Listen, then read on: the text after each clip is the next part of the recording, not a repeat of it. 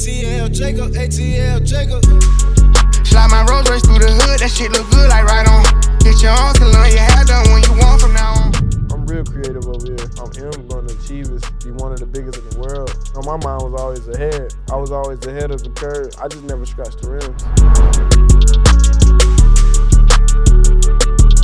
No matter how hard somebody can punch you down, no matter how you can feel like the world is against you, don't take things so personal and always move forward and fight for what you want and fight for your narrative and just continue to work no matter what. Telling these songs, ain't put no cap inside my rap, ain't too much leading y'all. Man, you already know this, the Philly College Park connection. Don Cannon, #1 co-signer. This is BackTrak 2026. I told y'all this the Barkley years.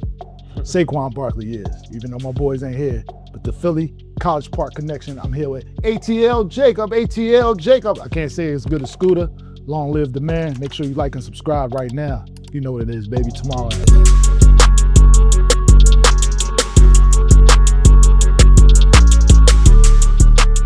Top of 2026, I call this the Saquon Barkley year. Even though my boys lost, it's still the Saquon number 26. We're here, BackTrak, Don Cannon.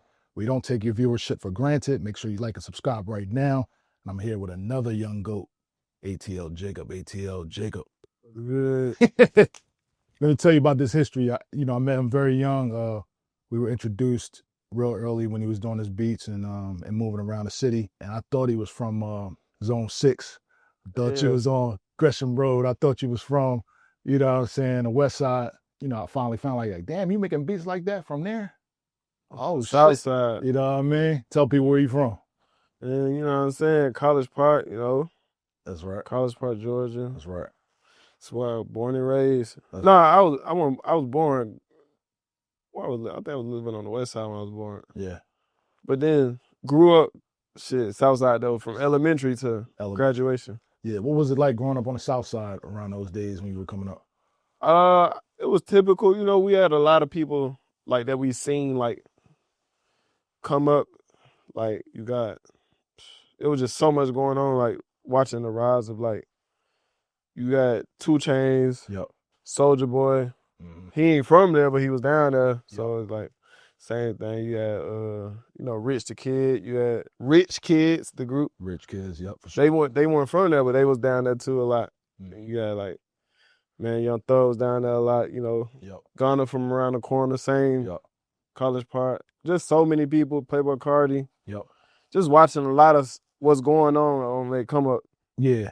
You know, when it comes to College Park in Atlanta, there's a lot of separation from when I came down. When I came down, it was Outkast. It was Killer Mike. He had his barbershop out there. You know what I mean?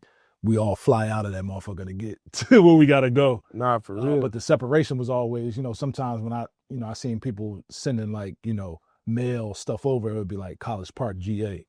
Yeah. Did you feel that separation when you was young? I would say, yeah, because like every hood, it's always separated. Yeah. Like, especially wherever you live. When I was coming up, it was like a lot of people from College Park didn't get a chance to go to Cumberland Mall and go to Lenox Mall, stuff like that. They had their own wave. But if you did, it was an experience. It's almost like, facts. You know what I mean? No, especially on the South Side. Like, I didn't find out what Buckhead, Georgia was until I was like, had to be like 11th grade. Yeah. I finally I didn't know what Buckhead was. My first time seeing the Lamborghini, I'm like, what the? Like when I came up there, You was thinking about stealing one? Nah, not at that time. I was like, man, that motherfucker probably got trackers, anything. Yeah, it's a different world. Like even, just DJing, even going to Gwinnett and, the different outskirts of Atlanta, you find out a lot of people haven't been to Atlanta. Like people, those sections are always College Park. They still say ATL, but a lot of people say College Park. Yeah. That's the stomping ground. Then you got East Point, and then you move in. Oh, when did you know you wanted to do music? Was it early College Park days? Was it, when you started coming to Atlanta, started seeing Lamborghinis, and was like, shit, I need to get me a Lamborghini? I've been, I was in band. Yeah. Playing music, playing alto saxophone. Right. Since I was like 4th grade. Right. To just work my way up. I started making beats 9th grade. Well, like in the 8th grade, early 9th grade. And I just kept progressing because I'm seeing like the niggas around me like blow up. Playboy Cardi, he'll tell you, like literally watching him goddamn miss school to go record and then like his come up, like everything, like watching it. So I'm like, bro, I gotta make beats. Right. But I was trying to make the beats to rap on it. Then shit just Yeah, you popped started. You was a rapper first, right? at a time. Yeah, Yeah. hey, yeah. I What, was just what, like, I what gotta- was that dream about? Was it like, you know, you wanted to be the artist first, or you just, you know, a lot of producers I sit with, they became artists because people wouldn't rap on their beats. Was that a situation like that, or was it just something like, you know? Nah, it was more of I was like, I ain't like the beats that I was hearing. Then I had heard Got you. this one. Future switched up his sound right after the Honest album. Mhm. And I was like, oh, I like dark beats like this. Right. So then I started making beats. Right. The dream of being the artist producer, were there people that you were like manifesting that you were going to work with? Yeah, it was definitely. I mean, shit. You know what crazy? Chosen One. That's crazy, bro. That's the beat I heard that made me start making beats. I was in 8th grade when that came out, FBG the movie, and I heard that you and Metro, you knew what Southside did. Southside did it. So this was the biggest myth. I never even touched that record. I just did For the real? mixtape. But everybody was like, yo, you did the Oh. beat. So I always got that. And that's why I wanted to distinguish sometimes between the drops. So on that drop, Chosen One, you heard Duck Cannon and Yeah. on drop, because it was like, that's letting y'all know I was on the mixtape and not Yeah, the not joint. the But beat. Okay. I walked around, even when I was telling people I didn't do the beat, they was like, you did it. So I was like, all right, fuck it. You know what I'm saying? I get that. I Yeah, get that. Nah, but what's that's- crazy, that's the beat that made me like, bro, I gotta make beats. Right, Yeah, shit. right. I mean, before that too, all the Walker Flocka shit too at the Right. same time. But like that exact beat made me like, yeah, I gotta make beats. Which instrument did you play in band? Well, so I started with alto sax and I went to tenor sax. Okay. You never want to dive into the drums and shit like that? No, I started with bass drum and did snare drum. I did quads a little bit and played timpani. Then I went to mallets, learning the keys on the keyboard at the same time. Wow. So I was playing mallets and the xylophone. New stuff to learn. Yeah, I think that people that come from band already have a tuned ear to like keys and shit like that. Not like just playing keys, but just knowing what keys certain things are at. But I would have never guessed that because I always considered you a drum guy. Like when I hear your beats, the drums be doing crazy shit. I really love the drums. I would call you like, yo, how the fuck you make that shit, the kick do that? All y'all do is, I just turn it up. Y'all got a secret, nigga. You know what I mean? I really just turn them off of that. It's like crazy because like I seen something online about how distortion is used as an instrument now, and it's Yeah. crazy because that's what I was doing. I was All the- turning it loud as fuck using it because I like the way the distortion was sounding. Right. Fruity Loops was your first weapon of choice when you was coming up, or what? Still is to this day. Why is this, man? I'm gonna Uh, ask all y'all motherfuckers, man. Y'all get stuck in this FL mode, bro. comfortability and like just I could just move on it so fast. Like I got MPCs and stuff, but what's crazy, I'll take that and still put it in FL. So. Yeah, that makes sense. With the FL, like, is it something y'all just over years of making beats? Are your ears tuned to being on a PC versus a Mac? Because I'm like, bro, it sounds the same to me, but they be like, yo, you know, we always talked about Southside and the infamous FL11 and 12s and who's the best, but like I still see y'all on these PCs, and it got to be something past the sound card and actually cracked plugins. Most of the people, those are the top two answers. It's a sound card and the cracked plugins. Overall, I mean, I made beats on the Mac. It's just like I was talking to TM88 about this, the difference between the PC and Mac, and then it's the new FL mixed with OFL. It don't move the same either. Like even with, well, they might got it where in a way you can, but I know TM was saying he was just saying it take him a little longer to make beats on the new FL. For me, it's just I use PC because I like using the old FL, just because.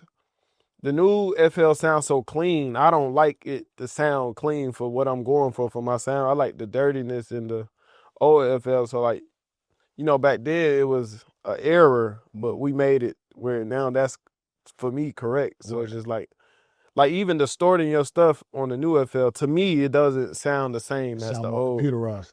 Yeah. But you know, sometimes you want that. Like, think about pop music. Would Yeah, you want that. Would you go into that thinking I wanted to keep it dirty, or would you just? Because I know people like DJ Premier, when he did Christina Aguilera, he did the same thing he was doing in hip hop. Is there something you would like say, yo, I'm gonna do something cleaner for pop versus hip hop? It is. I actually got pop songs that I made in FL, but what's crazy is it goes through a whole some hardware, and Yeah. it actually makes it sound different from the hardware that's plugged into, and then with the pop stuff that I do work on. But I do go for, I use like the same tactics that I use, but use a different like sound coming out into the speakers because it goes through different hardware and stuff. Yeah. You consider yourself a producer or a beat maker at times? And the only reason I'm asking this question is because sometimes I get a little introverted myself and just want to make beats in the crib or away from everybody versus being in there with the artist. Or are you somebody that has to be an artist in order to create? It's crazy. I tried to just do the beat making thing and like stay away. I got no placements. I ain't gonna say none, but I had a few, but I think that from how I was like watching and learning is I watch people in the studio. So that's always been my thing, even to this day. Like, I can't just make beats and send them. Like, I always tell people, like, I could try. I don't know how to send beats, but I could try. Either way, they never get used when I send them. Plus, another thing, when you send beats, people, they'll steal the idea of those beats and then go run with it too. Yeah, for sure. That's happened they'll to me. That ask you for the stems. They'll have somebody add to it. Yeah. Yeah. Oh, not even just add to it. They'll take away, remake it. Then they'll get a whole idea from your idea and not even credit you at all. Yeah. And I just hate that. Like, it's like I done fell out with like 2-3 artists just from that happening. Yeah. I mean, it's the integrity of the work, but it's also, you know, I try to tell people is the artist that's the main focus. Right. You know what I'm saying? And sometimes us as producers, we can get in the way of that. Now, if it's a artist which I consider Future a superb mind that say, yo, I like what Jacob did, but as an artist, I want to do some different things. And he gave it to Rico Wade, rest in peace, or somebody like that, just to give it a different feel. I wouldn't be as mad as that if he told me. It's the fact that y'all not telling me. Yeah, it's the fact you ain't saying nothing. You trying to pull one. Yeah. Man, there's been situations motherfuckers, they'll take the whole idea and get a producer that they signed to redo it and then not credit you just because they getting paid off of that producer. It's like, bro. That's right. And then whatever happens to, you know, it'd be about karma or energy, you know? Right. It's crazy. You took a deep breath on that. Fast forwarding a little bit, your first starts in Atlanta artists. What was one of the first couple artists you were working with? You say in Atlanta or just in general? In Atlanta. Unless you were working with somebody outside of Atlanta first. Like your first placements and stuff like that. My first real placement was like Lil Durk. Oh, dope. At a time, it was like Montana 300 back when he was popping, but then like actually songs coming out, it was Lil Durk. Oh, dope. So I had like did a lot of his on the album or what? Yeah, it was like before India when he did like the Story 2.5. Okay. Yeah. All that. Then the Story, what's the other one? That project that Granny Crib was on, like all of that. Yeah. During that area, I was with Dirk all the time. Oh, dope. Yeah, he found you or what? So I met him from being with Future. Okay. So I was working with Future, but we had no songs out. Right. So Dirk seen me in the studio, and I pulled him to the side like, shit, let's work. So I knew how to engineer. I hated it, but it was no engineer. I'm like, bro, I'm finna just record them because I gotta get some songs. That's smart. That's real smart. How'd you meet Future? So I met Future through Casino. Okay. It's crazy. A friend of a friend of a friend, basically my brother Red, went to go meet Casino. Casino seen me making beats in the where we was at. He like, bro, you hard. I gotta sign you. I need you to meet Future. He told me this the day we met. I'm like, cool. So then like literally a week later I met Future. Wow. And I was in high school. Wow. Y'all went to the studio? Yep. Okay. Took me to the studio with him. Okay. I'm talking about I'd be at 2 a.m. and then go to school. Gotta go to school. But I'm like, I don't care. Yeah. I'm excited for the next day. I can't wait to go back to the studio. It's the dream. It's the dream. So you were making beats in the room or you were still just giving him beats to load up? With Future? Yeah. Nah, from that day we met, I was in the room making beats. So what's crazy, at that time he was working on some stuff. So I'm new. So I wasn't in his room, but he'll come to the other studio room. You know, we in the same studio, and he'll come over there and record on my beats and then go. So I'm like, that's cool. That's what's up. Especially in high school, you learning. Yeah, was you in high school like, yo, I'm working with Future, or you just kept it quiet? I really kept it quiet. I think I told like a couple of people like, and you know, they ain't believe me. Yeah. But I'm like, cool. It's crazy because one of my homies, Free my brother Dunn, man. He literally when I met Future, I remember we was at my house. I was like, bruh, we ain't even gotta do like no hot shit no more, blah, blah, blah. But I just met Future, like whole life finna change. I swear to God, we talk about this to this day. He got locked up the next day. Damn, bro. I ain't seen him since. Damn. But he finna get out though. Oh, that's what's up. Oh boy. Yeah, free the boy. You know, with the Future situation, you didn't have a tag yet, right?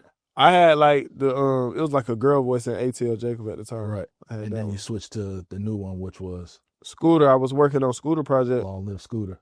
Man, long live my brother Scooter. You know what I'm saying? I had to Yeah. get chain for him. Good dude, man.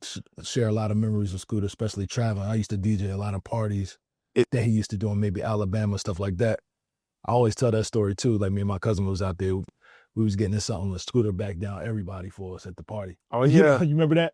We was outside. Scooter was like, yo, these my guys, we ain't going nowhere. And, you know, I was cool with him, but not that cool for him to be like, we from the town. We getting up out of here. You know what I'm saying? He was always like that too. He was a stand-up dude, man. I'll never forget that. Like, you know, anytime he would have called me, like, you got beats, it's always there, bro. Because of that situation, that was a loyalty situation. Yeah. I fuck with it. But he did your drop, right? Literally walked in the room like had a beat loaded.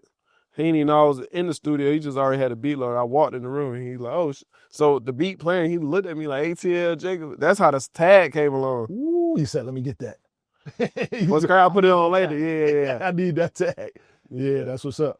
How important you think that is for you that you had that tag? Because you're going to obviously be in LA and New York and these different places, and they're going to run up on you and say that tag. How important was it for your branding?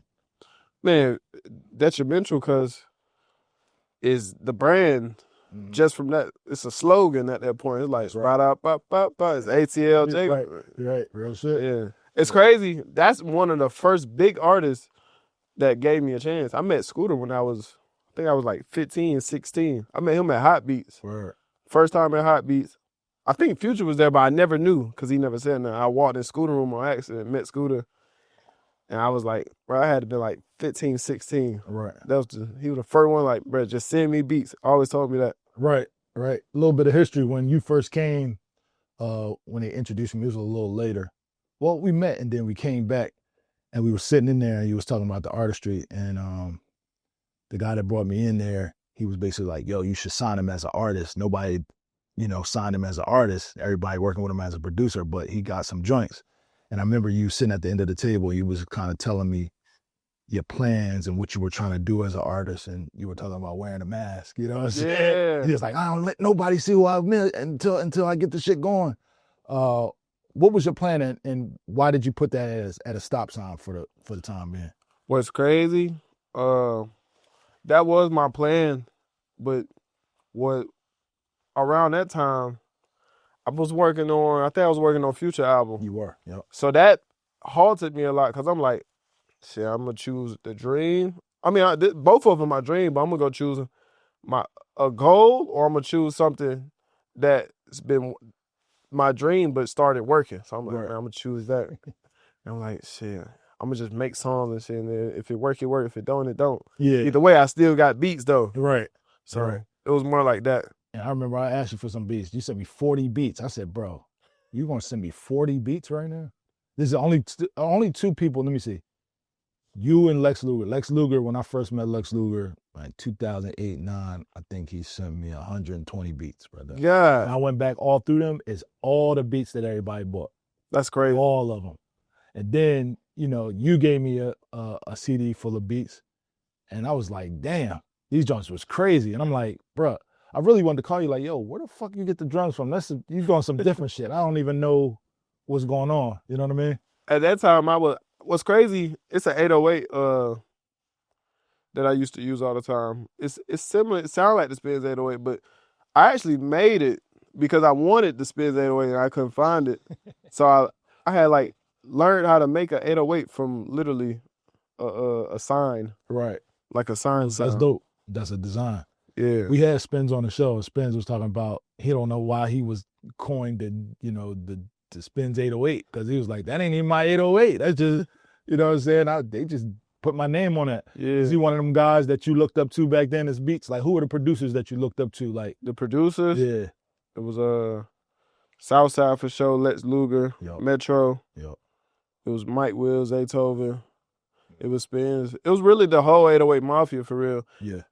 And it was Sunny too. Like, cause all the music I listened to, I'm like, these the beats I like. Right.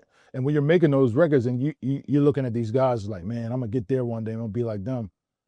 It's inevitable that you're gonna meet these guys, right? Nah. How do you dodge from saying, when people want to sign you to the production company as a producer? How did you move around? Did you was like, yo, if one of them asks, I'm gonna sign, but if not, I'm gonna just keep it moving? Or it was like you never had that in your goal to sign to another producer? I don't even think I ever had it in my goal. What's crazy, I felt like coming up with that, like I never had it in my head only because I felt like I was so introverted and out the way, like I ain't even want to speak to niggas for real. Mm-hmm. I was more on some shit like, shit, they fuck with me. First nigga that really like got me out my shell was Southside. Yeah. Like I was young as hell. SZA was like, hell nah, bro, you with me, bro. These beats trim, like. Yeah. And no, Southside will get you right from the jump. And then he gonna cuss you out. He gonna say all kinds of shit. No, for Why sure. you acting like that, nigga? Come on, let the fuckers up. You know what I'm saying? That breaks the ice right there. That's dope that, you know, you got a chance to really roll with him on that and tutelage. Who really, you know, I gave you some good wording, but anybody else that were your mentors and gave you good tutelage on the way. Only reason I'm speaking of that is because a lot of artists they are introverted, and some of the producers are introverted, so they don't give a chance to pay it forward. You know, with me, Metro was one of the guys that was like, literally not no industry little brother, like a real little brother. Right. I met his family first, you know what I'm saying, and things of that nature. But when there were certain people that I just didn't want to be a part of my production deal as Canon Music, i.e. Mike Will. Mike Will was like, yo, come on, we on work. It was like, I'm gonna help you get there versus you just gonna sit here and make beats and be cool. Right. I just seen something different in them. You know what I'm saying? For those young artists, do you continue to sign artists? Do you continue to sign producers? What's your stance on that? Are you doing partnerships? I got producers signed. I just got all of them. I think not all, like 5 of them, some big checks too. That's good. Last year, so definitely still signing new producers, still looking. I like whatever I hear and I like it. Like, man, if y'all want to work, like that's what I'm on. Right. You got to be a part of the stable. Nah, for sure. Yeah, I got that. I just like to work. Like, it ain't even about no money right now, nothing. I just want ideas and talents, like creating. That's what I want. Yeah, when you get into business and stuff too early, then you got to worry about the producers asking for too much, doing too much. You know what I'm saying? You want to steer out of the way. You just want to work. A lot of people just greedy. They want to work first. Yeah, like build a brotherhood. Like, yeah, go get some placements or something. You gonna sign somebody, don't even know if it's gonna work. Real shit. How about artists? Always looking for artists though to sign. Yeah. Yeah. That's what's up. Dream artists you haven't worked with yet. I know you work with everybody you wanted to work with, Drake, Future, Kodak. You know what I'm saying? Nah, for sure. Who haven't you worked with? What's a name that everybody would be like, damn, I would have never thought he would said that name? Justin Bieber. A good one. Yeah. You know, he gonna call you after this. You know, Man, Justin is that real. Hit me, JB. Oh, what's crazy? I just said when I was in Japan. Yeah, his team, they gave me a whole bunch of like Skylark quotes and stuff. Fire. Yeah. Who else? Ed Sheeran, of course. Fire. Why Ed Sheeran? Man, his voice is just unique. Like, I just know I could make some crazy stuff with his voice. Another one, Kid Laroi. I only said Kid Laroi because we've been working lately, but him too, he crazy. How about legacy acts? Anybody that, you know, is a little older that you was like, yo, you know what? Before they quit, before they retire, before they get up out of here, I would love to either do a project or a couple of records with them. Eminem, for sure. That's a good one. That's a good one. He one of them, man. That's a good one. That's interesting that you mentioned his name just being from College Park, because a lot of times other areas don't get a chance to get a big piece of the Atlanta market as fans. They do have them, but they're not. Like, Atlanta is so tight-knit. Like, most of their fan base be from a lot of people in Atlanta. And a lot of people in Florida, in Alabama, but rarely Detroit. Really, you know, we'll like them, but like in Atlanta, it's not really a big city where you would consider, oh, somebody is a big fan of Eminem or a big fan, you know, those guys. What you think that is? Or that's something that you was just into? You know, some people be like, yo, I was watching MTV when I was young, and then certain things just draw me to certain things. Like, I think it was always about the lyrics with him, like in the rawness of like it's the same reason I had like a love for Gucci Mane music or a love for Future music. It was because like the rawness and the authenticity, like it was so authentic, like you just couldn't even, like it was more of a character, like damn, like you know what I'm saying? Yeah. What artists haven't you worked with that you work with that you wish you want to work with again? Eminem, we did one song that we put out. But besides the legacy act, like you want anybody? Just grab somebody, like think about like Gucci Mane. I want to do a whole album with him. Oh yeah. You know what I'm saying? What's like, crazy? Who are some names like that you would do? Guwap for sure. Yeah. Whole project. Got to do a whole project with Pluto.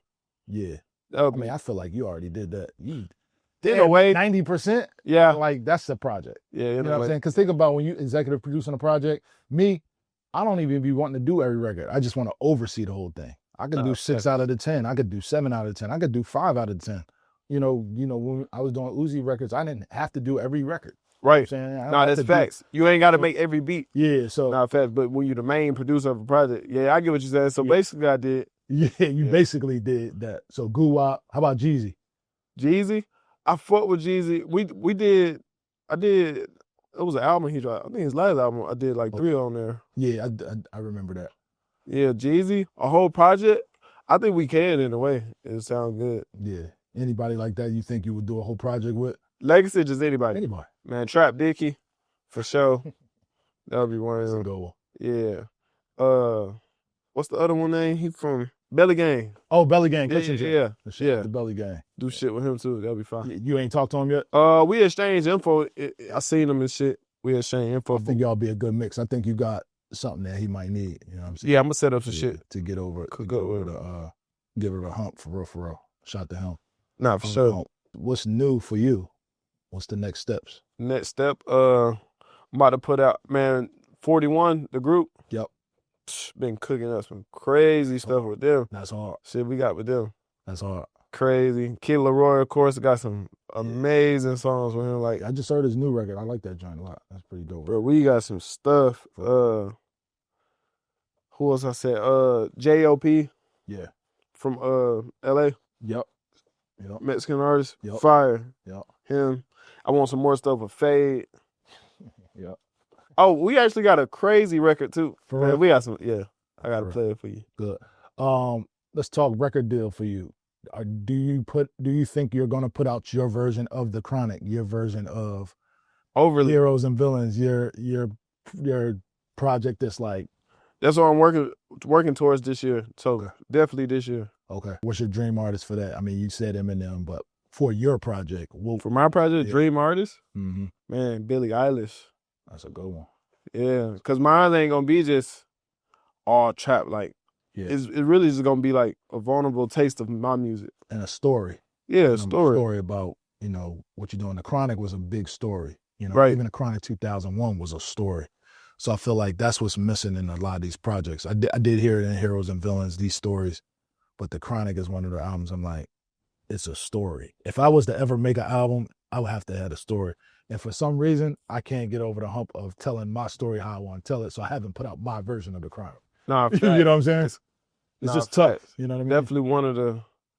I think that one rated one of the best albums. Yeah, for sure. In hip hop. Sure. Yeah. Just even how it's told, how it's mixed, how the records have been done. A lot of history with you and ATL. What are we gonna see today that you're pulling out? It looks like this motherfucker broke on the back. Man, made a lot of money with this. You ain't letting it go. It's just a Ferrari laptop or something. Motherfucker showing the engine.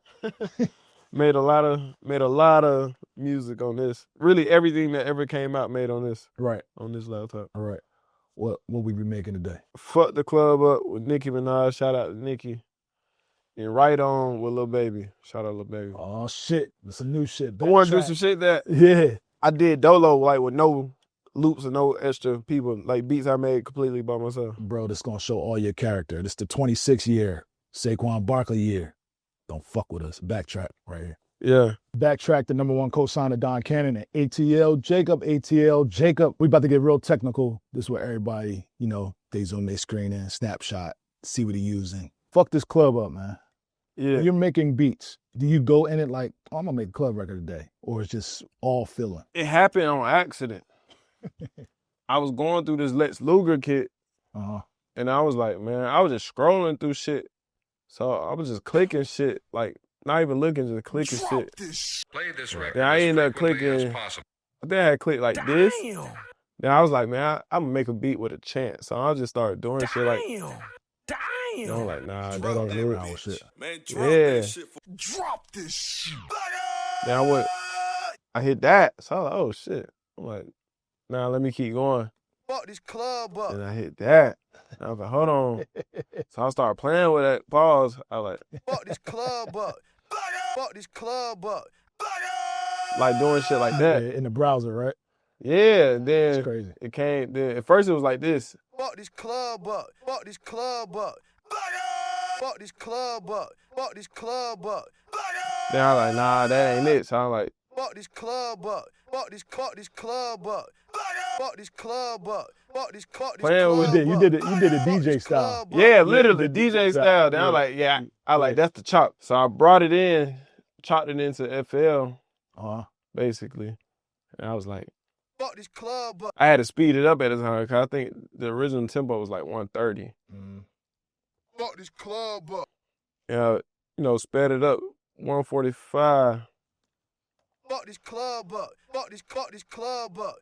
Fuck this club up. Fuck this You know, came with that. club up. Fuck How long did it take you to make this beat, though? First, Realistically, yeah. probably like 10 minutes. Oh, 10 minutes. Okay. I was about to say, you know, sometimes when I'm doing this style, because I do this DJ style sometimes, I'll let this, I'll let it sit for a minute, Right. the language, and be like, how am I approach the bounce? Did you go directly into a bounce? Like a vibe? Yeah. Yeah. Okay. First thing I put was the bass. I was like, this club up. Fuck this club up. Fuck this club up. kept that distortion on it. Fuck this club up. And I was like, man, I'm gonna keep that part simple, just add a snare. Is this the loud distortion that's making it like that? Like, or is this something you're putting on it? I put a fast dis on it. Okay. Fast distortion on it. Okay.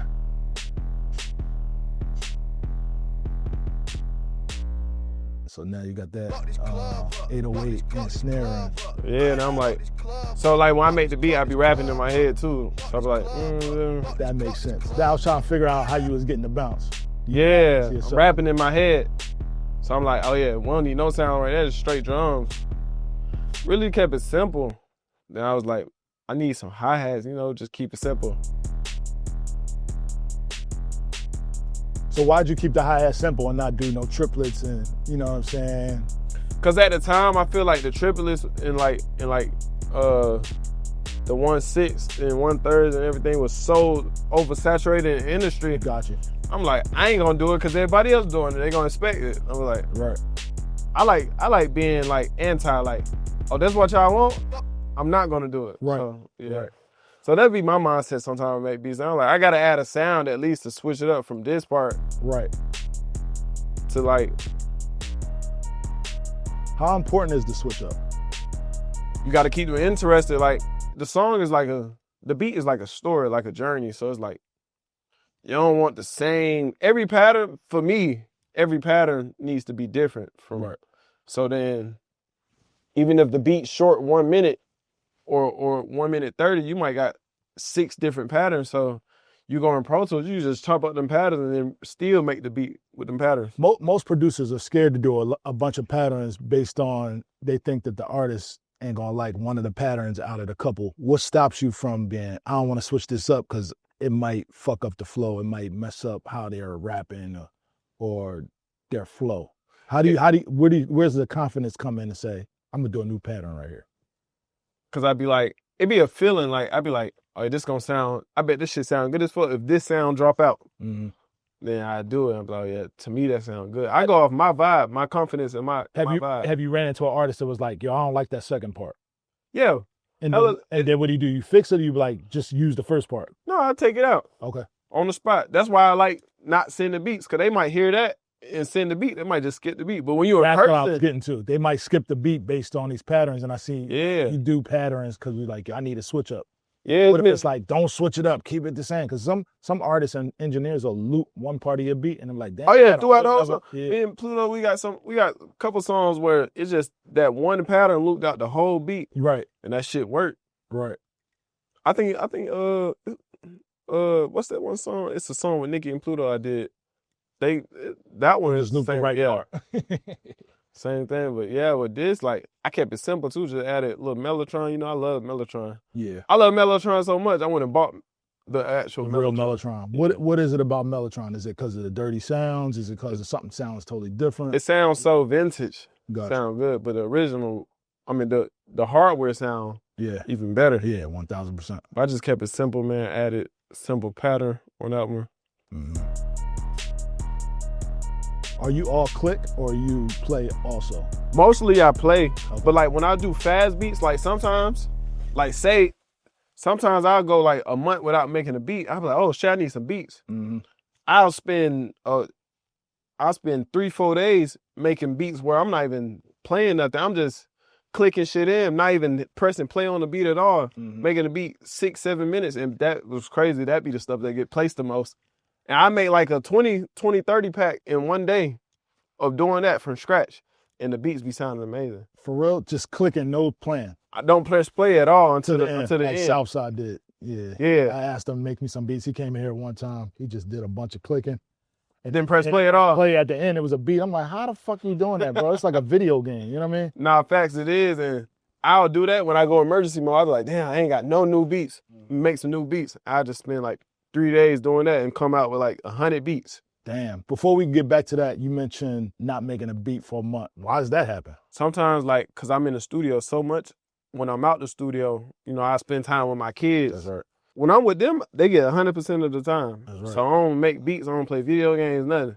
I'm like, shit, I got to take them to school, pick them up from school, everything. So I'm in bed by like 9 p.m., waking up, redoing it. So it'd be like, I might not make no beats. What happens if you get a call from Beyonce in that month where you're not making beats? Do you turn it down, move it to the next month? How do you facilitate that? So me and they moms, like, our relationship's so good with all they moms, like, they understand, like, he works, and we know, like, he works. Yep. And sometimes he might get a call, so they understand, and they'll be like, all right, I ain't got no problem, you know, get the kids. Right. And But is there a time where you be like, yeah, I'm not going to take that session, even if it's that important, because I need to spend time with my kids for the month? Is it those things, or it just was like, bro, I got to go get some money? I ain't gonna lie, I tried that, and it didn't work for me. Okay. I tried that where I was like, man, you could probably tell, but my 2024, 2025, that time was really mostly with my kids. Okay. So it's like, where I was skipping out on a lot of sessions. Yeah, I thought you were just working on an artist and just falling back versus... Nah, at a point in time, like, I have some of my kids, I had like 3 kids this week, had more kids, my other kids next week. It would be crazy. How many kids you got? You talking about like a shopping store. You talking about, I got 2 kids here, No. 2 kids there. It's like, how many kids I ain't got a lot. But how many kids you got, bro? I got 6. You only 25 years old. I'm 27 now. But yeah, like... Ooh, 6 kids. That boy don't jump out at all. Man. He's staying at it. Look, lesson learned. He's a lesson learned. At that time, I was, trying to find motivation too, so I'm like... That's right. So I understood that. So basically, yeah, I skipped out on sessions and I missed out on some good I missed out on a lot. Word. So I'm like, I can't do that again, because it's like, I made this oath to myself, like, no matter what, I got to put my career on top of everything, because that's going to build a legacy for my family and my offsprings. That's right. So I'm like, I can't never do that again. That's real deal. But at least I tried it. Yeah. And it didn't work out. So now I can say, I never do it Gotta again. make mistakes, gotta bump your head in order to kind of... No, for sure. You know what I'm saying? Because watch this, 2026, moving forward. That's that year. Y'all better be happy for the break. I took the break. Watch this. Back to this. So you didn't use Mellotron. How did you get to the sounds of Mellotron? You were just skipping through what you thought made sense. What's crazy, I was just, I think I was just clicking stuff because I got so many sounds. I just click some stuff and then, just go through it. Code Red usually go to. Mm-hmm. And I'm like, I'm gonna just keep it real simple. And I just literally just same notes, one note change at the end. Right.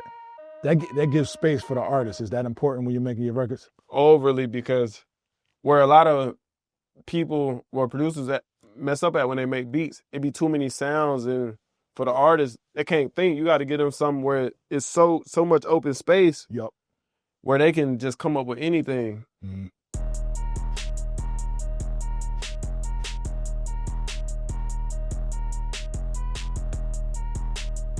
And then I came in with a couple snares. But what I want to point out is in this pattern, I kept it like this.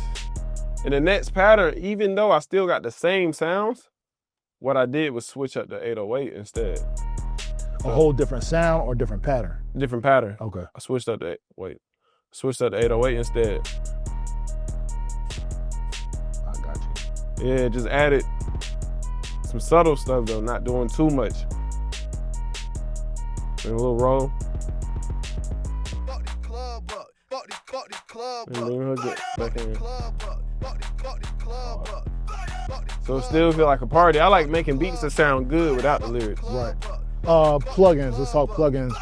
Not VSTs, let's talk about mixing plugins. Do you use any? I got nothing on nothing except for Fast Disc.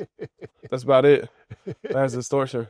What FL is this? 11. And why? Get your story why you like 11, bro. Because for me, saying 11. like we're stuck on 11 now.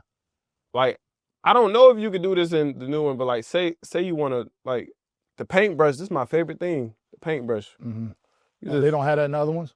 I don't know. I'm not. Never went. I tried it and I couldn't do it. Gotcha. But I'm sure it's a way you probably can do it. But it's just so simple. The paintbrush, like stuff like that. Mm-hmm.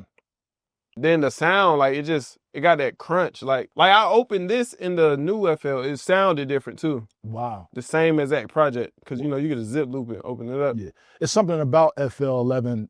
To be quite honest, when you make beats in it, it sounds like it's already ready to go on a radio. Yeah, like or go out on an album. It just has a sound. As you're playing this, as you're remaking it, it already sounds like a beat. Even though we heard the song out the system raw, it sounds like it's supposed to be something. I'm gonna put it like this: FL11 live mixtapes, FL25, Apple Dolby Atmos.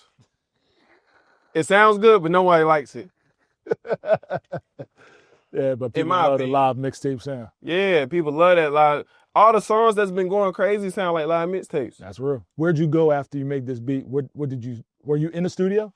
Yeah, and I called Southside. Okay. You know that Southside saying that, right? Fuck this club. I ain't know that. That's Southside saying fuck this club. Sound like it now. I thought it was you at first. Nah, that's Southside. That's SZA. That's from Fuck This Club Up with Walker and That's crazy.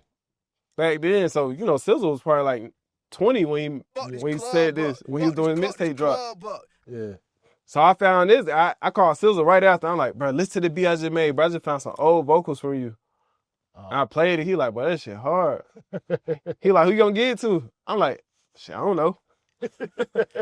But I told him, I'm like, man, Nicki sound good on it. And he's like, yeah, Nicki sound hard on that. A word.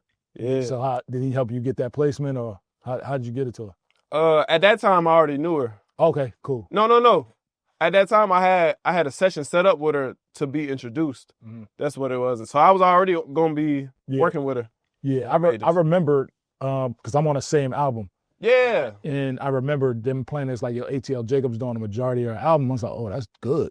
You know what I mean? Fire. And I was like, oh shit. And I remember she played me the song, like a snippet of it. And I was like, yeah, that's a boy right there. That's one. When I played this beat, her reaction, it was this beat and the Falling For You beat. Yeah. When I played her reaction, like I literally, like she was so excited. Yeah, she jumping around. She was excited. Like, she was excited about this joint. I remember her talking about this because we were talking about a couple things. We were talking about the Uzi record that she had and a couple others, but this one she was like, I'm gonna fuck him up with this one. It was one you did too. She ended up sending to me to redo the drums. Yeah. I remember that. I do remember that. Yeah, because she wanted to be cohesive. And I'm like, this motherfucker sound right off. I know. She was like, yo, I talked to him. He said it was already done. Yeah. I mean, but I think she was trying to get it like, because it wasn't a traditional how the new club record sound. It was like, I like to call them the Buffalo Wild Wings. It was like one of them joints you got to move to. It's crazy. I did a reggaeton version of that. I never heard it. Yeah, I never heard playing for you. I did a reggaeton. Never heard it. But when she played me this, I was like, oh, that's special right there. Would you consider this one of your biggest records with a bigger artist, or? Definitely in that category. This one did. What would you say is your biggest featuring Drake? Biggest songs ever? Yeah. I say Wait For You, then I say Luna second. It's either Luna or Super Gremlin. Those are two. Super Gremlin was big. Super Gremlin was a huge record. Oh, that was big. But Luna, you probably ain't heard Luna. You heard Luna? I heard Luna. Of course I did. That's a huge record. Yeah, so it's out of one of them. Okay. But I say those are my top three And then this right here, I would say probably the 4th. Right. I might be wrong though, but I think it might be. Did you get to go sit with her in the studio and work on some stuff after this record or before the record? Yeah, we I think every time we worked, we was in the studio. See, what's crazy, when I send beats, they don't get placed. I send her beats. It's different when you're in the room. Yeah, it goes with the people that like to work too by themselves. Some like to work with them and the engineers. Yeah. They don't want everybody in there, especially, you know, as producers, we highly critical of making the best record. So sometimes we could be overly telling them, like, that ain't it. And they be like, yo, dog, I've been doing this my whole career. I got 17 platinum records right now. You telling me this ain't the right flow. Right. So I know that sometimes artists don't want you to be in a room, but that's good that. So when she recorded, I wasn't in the room, but when she was writing it, I was in the room. Dope. And that, well, she wrote a little bit of it. I was in the room. Then, well, she did her thing. Word. She introverted too, so I understand it. Yeah. Shit, all of us are at some point. Facts. You know what I mean? This is a special edition. I told you 2026 is always something special, especially from this day forward. We about to do another one. What's the second one? We're going to do Right On by Lil Baby. By Wham. Shout out to Wham. Yeah. Man, what's crazy, I made this beat while I was on live. Mm-hmm. I had found a video, but this one's special to me. See, I wish I had the actual plugins, but I tracked it out to... Audio sound better than the VSTs. Yeah, they do, because sometimes the VST might mess up randomly too, for some reason. For sure. So I usually do this. So it's crazy when I'm making this beat. I already know Let's start with the process first. You get a call from Lil Baby, or you're working with Lil Baby? So I was already working with Lil Baby when I made this. Okay, so you were in the studio when you was doing this, or you just went away to do some stuff and bring it to the studio? No, I was at the crib when I did this one. Okay, and your first thing was, he was like, yo, I need something special. What's your thought process? So we was working on the My Turn album when I made this. I was just like, man, when I make beats, I don't be thinking of the artist. I go off of how I feel. Right. So I'd be like, I might feel this way, make that type of thing. Mm-hmm. So you was like, I'm gonna start with this VST, where it's something new that you got or something you already had, or? This one was B3 V2. That's what it's called, B3 V2. Mm-hmm. That's what I made on this. So I started off, usually my favorite key to play. This beat, I play everything by hand. So I already know, most likely D minor. Mm-hmm. I could tell. Well, let me see if I pitched it down. Was it D minor because it's dark, or what? That's just my go-to key to start making beats in. So I just started, really just, I'm like, all right, this sound. Yeah, that's your pulse, D minor, yep. So I'm like, man, I gotta make it sound like a movie. That's when I came in. Omnisphere, this bass is called Oscar Bass 3. Mm-hmm. I know about the Oscar bass. This is 2, this Omnisphere 2? Yeah, Omnisphere 2. Okay. Came in with the bass. I'm like, I needed to sound like a movie. Yep. So that's when I came in with that. That's my favorite bass. And then by that time, I'm like, it sound like a movie. Let me add some drums. So I went to the drums first. Are you a producer that keeps a lot of drums and a lot of VSTs, or you keep it minimum? Well, you're gonna see, like, for instance, this one, I got 5 VSTs on here, so I had different sections of the beat, so a whole switch up. So this one, I came in. Nah, actually, those not the. Oh yeah, these the first hi-hats I came in with as a background sound though, to give it a groove. So I got that. So I'm like, let me add some perks. So I came with the little rolling parts. See, 612. I'm like, all right, that's cool. Let me add some more perks. Some more perks, some perk 30s. So I'm like, all right, this shit cool. Let me go ahead and just add the drum, because always the easiest part. So I'm like, keep it simple. Do you work out of one trap drum kit, or do you work out in multiple? I made my own, so. Out of something you collected, or actually making your own? No, I collected. Okay. Collected sounds. Okay. And some sounds I made. Besides the Spins 808, is there another sound that you wanted that you're frustrated that you can't find? Like, I give you mine, right? I never talked about this, but the TM clap snare together, or the Southside clap snare together. Oh yeah. I could never blend them right, but I didn't come from that era, so I know the blend. So I had the clap, and had the snare. I just know how to blend The them. blend, yeah. And then I would find packs with it in it and be like, it still don't sound like how they got that shit blended. Now, Is there a sound that you like, man, I can't find that sound. I'm gonna make my own of it. that's how it was with the Besides like Spins 808. oh yeah. Besides that one. Like with it, I found, so this, it's just a clap with a reverb, but I pitched it up so it don't sound like a clap. I just be wanting to make perks sometimes based off of other stuff that I hear. I don't remember specifically where I got this one from, but that's like an example of one of them. Got you. But then, so by that time I'm like, all right, we got the groove. Let me dress it up and add some more sounds. I came in with this. And what plugin is this? Clavier 5. That's Arturia. Yeah, so this one I had put, I think when I made it, I think I half-timed it, free filter, with some effectrics, and I made the sound.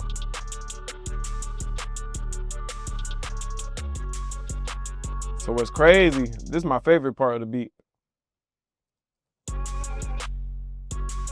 Are these SRX keyboards?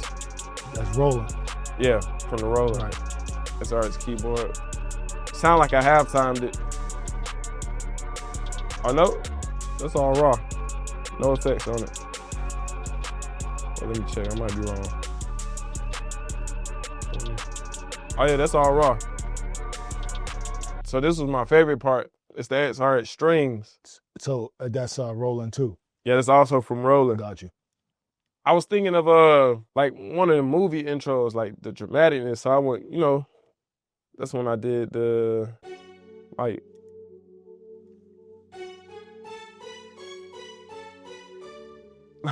what's some dramatic shit. I know you didn't click that in. You played that. Yeah, I played The that. piano. I played everything. Okay. So you what kind of MIDI keyboard you use? At the time, it was probably like the Like Alexis or something? yeah, Alexis. Alexis, all right. I was gonna call it Alexis. Same shit. No disrespect, Alexis. That's Yeah.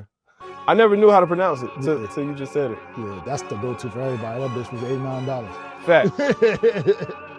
That's when I had this. I'm like, I got the groove. See, it already sound like it's supposed to be a beat coming out of 11, bro. Yeah. Like, that's crazy. I put this into the new FL. It don't sound the same. It's like that. I don't know if you can hear it. It's like a little crunch though. Yeah. Yeah, no, I get it. So then that's when I was like, all right, I gotta switch it up. I need to add like a, The infamous switch up. right, I'm like, man, I gotta switch it up. Still kept it simple. Then I added in the vocals. So this part, I was like, give it another groove, but just different, but still feel good.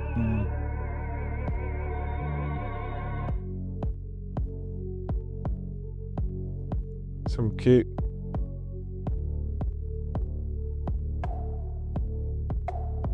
Did you make this kick or is it a kick you found? So it's a kick from this DY kick. Okay. What I did, I think I mostly just turned it up. Yeah, DY always had the crazy sounds too. Yeah, his sounds would be fire. Yeah. Shout out DY. Yeah. Basically, I just kept it simple. Put that one hi-hat in the background. But instead, I was like, yeah, I like using my perks. Basically, like use them as same way you use a clap, yeah.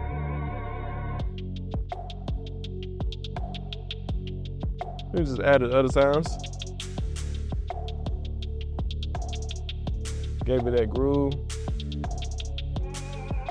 But I laid it out like a song already. Yep. So all they gotta do is just rap.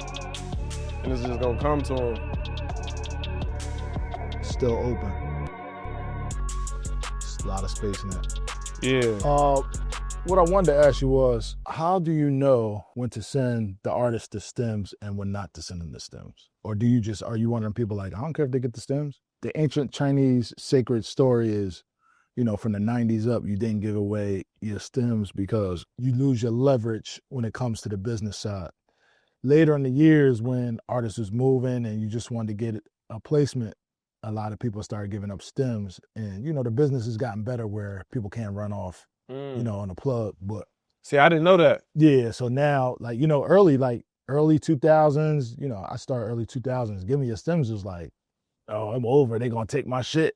You know what I'm saying? But now it's like, I send stems to anybody. Right. It don't bother me as much. But it's still some producers out there who's like, I'm not giving up those stems. Or I'm not doing those things. How do you know, do you feel comfortable just sending your stems out? See, it's rare that I send the stems out, like, only because they'll change the sound of the whole beat.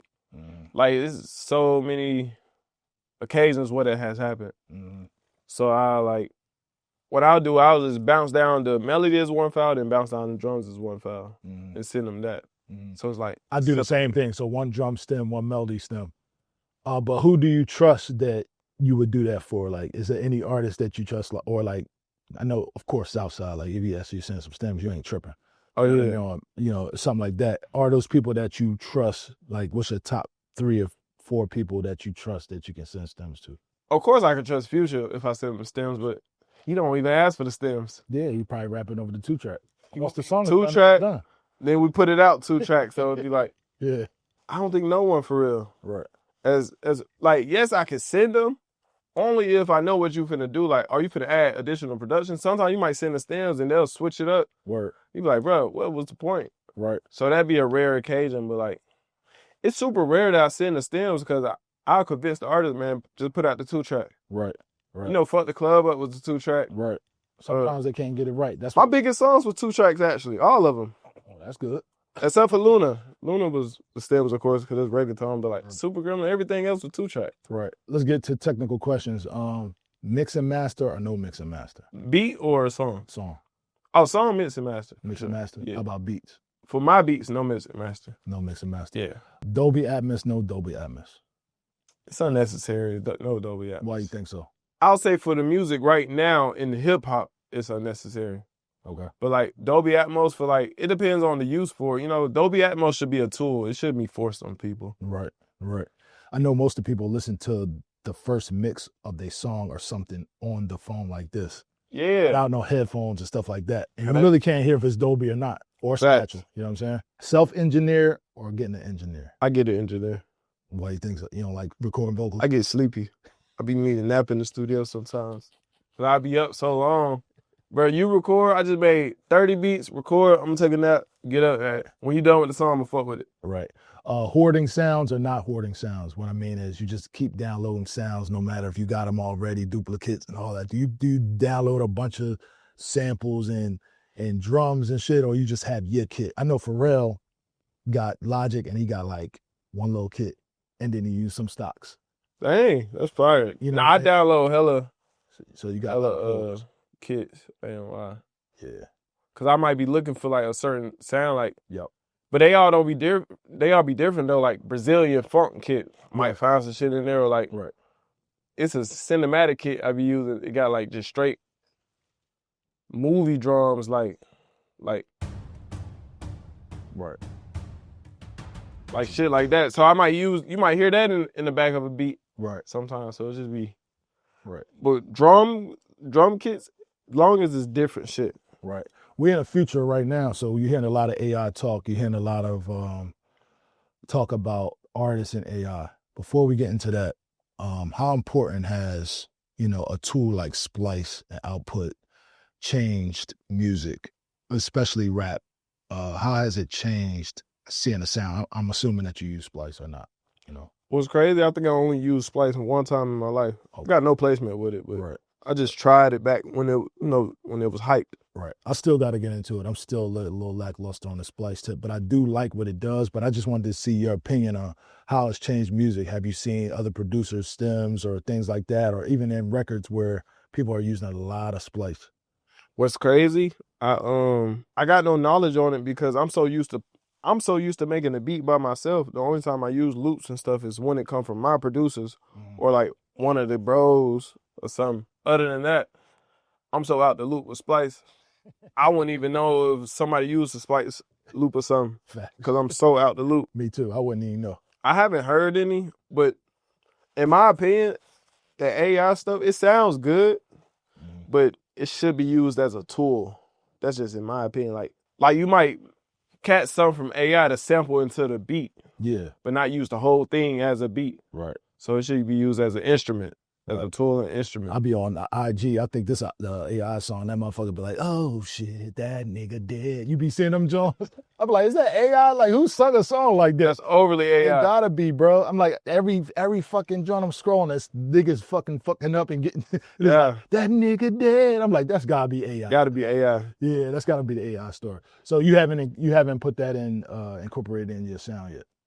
The AI. So as a tool, like sometimes I'll have like a certain sound that I'm looking for, like a piano or something, but it'd be like a different type of piano, or I might play something, but I don't like the instrument of it. I might put it in there, Change the instrument. same note, same everything, and just give me a different instrument. So I use it for like that, like That's as hard. a tool. Yeah, that's hard. It's super That's fire. hard. Would you use those to stem out samples? Or like the AI still? Yeah. Oh yeah. I used it a couple times. Okay. It's actually super fire. Yeah, that is dope. That is dope. And there's a couple songs that I did back in the day that I don't have files for, that I stemmed out some songs. I'm like, Oh, that's fire. you know what I mean? To remix and master the joint over. Yeah. That's what I'm saying. It should be a tool. Like, if you just using it to do all your work, like, it's like your work ain't gonna have no soul in it. Word. Sound soulless. Word. College Park to the World is Don Cannon, #1 co-signer. ATL Jacob, ATL Jacob. BackTrak, man. We started off 26 the right way. Holla at it.